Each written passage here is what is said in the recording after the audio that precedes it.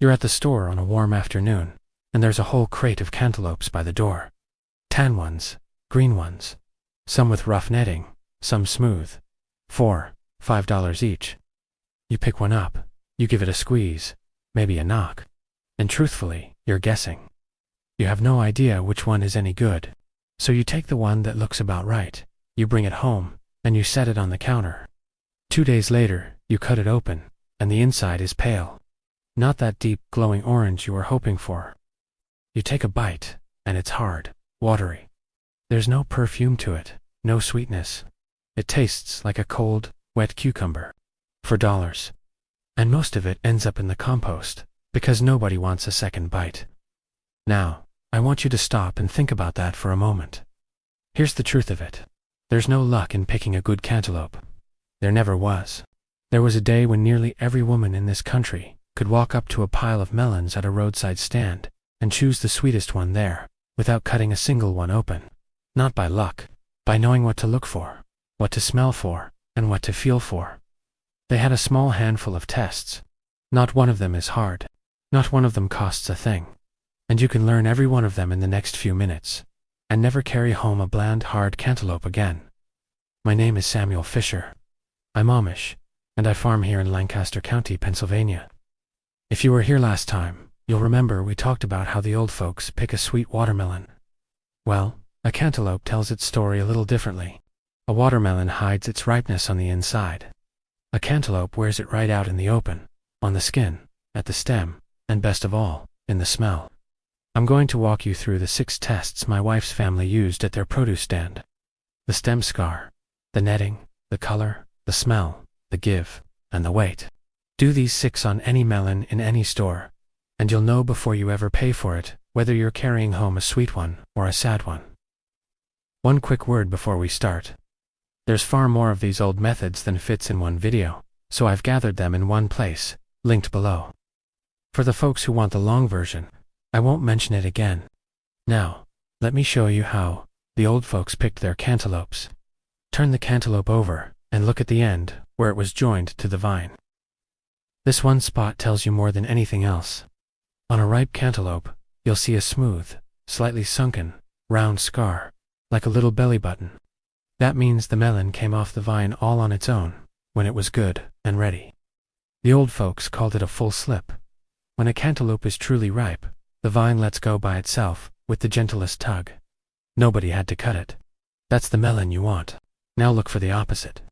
If there's a piece of stem still stuck on, or a rough, torn, jagged spot where a stem was pulled or cut away, that melon was taken off the vine before it was ready.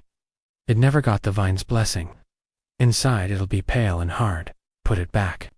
A smooth, clean, sunken scar means the plant said yes. A cut or torn stem means somebody's knife said yes too soon. Learn this one spot, and you're already halfway there. Look at the rough, web-like netting on the skin. On a ripe cantaloupe, that netting stands up. It's raised, coarse, and thick. Almost like rope you could catch your fingernail on. And underneath it, the skin has turned a warm tan or golden color. On an unripe one, the netting is flat and fine, pressed down against the skin, and the color underneath is still greenish. That green tells you it was picked early and never finished. Raised, coarse, tan netting, good. Flat netting over green skin, leave it in the bin. This goes hand in hand with the netting. Look at the background skin, the part between the netting lines. You want it creamy, golden, tan, the color of good straw, or fresh cream. If that background is still green or gray-green, the melon was cut off too soon, and it will never sweeten up the way you want, no matter how long it sits on your counter. A cantaloupe can soften after picking, but it cannot make new sugar once it leaves the vine. Green skin means low sugar. Walk away. This is the test the old folks trusted most after the stem, and it's the one shoppers today skip entirely. Turn the melon over to the blossom end, the end opposite the stem, the soft little spot. Bring it up to your nose and breathe in. A ripe cantaloupe gives off a sweet, musky, honeyed perfume right through the skin. You can smell the sweetness before you ever cut it. That smell is the sugar itself, drifting up. If it smells sweet, it will taste sweet. It's as simple as that.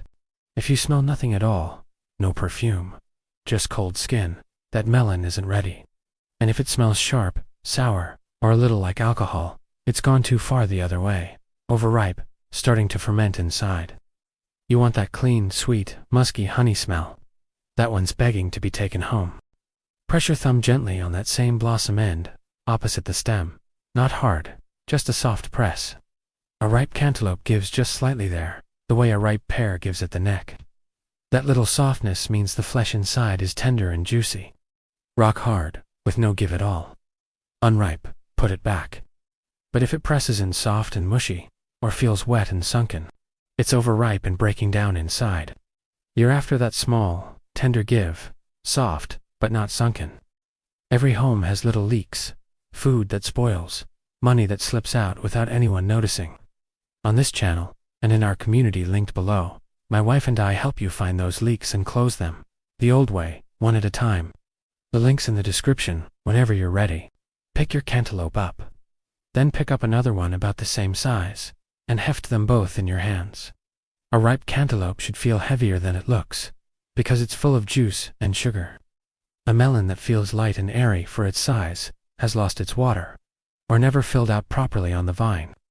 Inside, it'll be dry and stringy. 2 melons the same size, take the heavier one. It's almost always the juicier, sweeter one. My wife taught me that years ago, and it's held true ever since. So look at what we've walked through. 6 small tests. The stem scar, smooth and sunken, not torn. The netting, raised and coarse, not flat. The color, golden tan, not green. The smell, sweet and musky, not silent. They give a small tenderness at the blossom end. And the weight, heavier than it looks. Walk up to any crate of cantaloupes in this country. Run these 6 tests in a minute, and you will not carry home another bland melon for the rest of your life. And here's the part worth understanding. Why folks forgot all this. The store gains nothing from a careful shopper. They'd just as soon sell you the pale, green-skinned one for the same price as a perfect one, and hope you never learn the difference. So nobody put up a sign teaching you to smell the blossom end, or check the stem, and slowly, the knowing stopped being handed down. Grandmother to mother, mother to daughter, until a whole country now stands at the produce crate, squeezing melons at random, and hoping for the best. You don't have to hope. The vine, the sun, and the bees left their marks on every melon you'll ever pick up. Learn to read them, and to smell them, and you'll eat sweet cantaloupe all summer long. So here's what I'd like you to do this week. Go to a farm stand, or your produce aisle, and walk through the melons. Pick up 2 or 3. Turn them over and check the stem scar. Look at the netting and the color.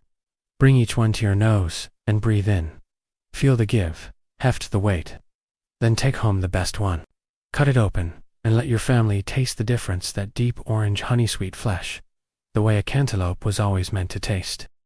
Once they've tasted a properly chosen one, they'll never let you bring home a bland one again. Tell me, down in the comments, did you know about the smell test, the stem scar? Which of these 6 had you never heard of before?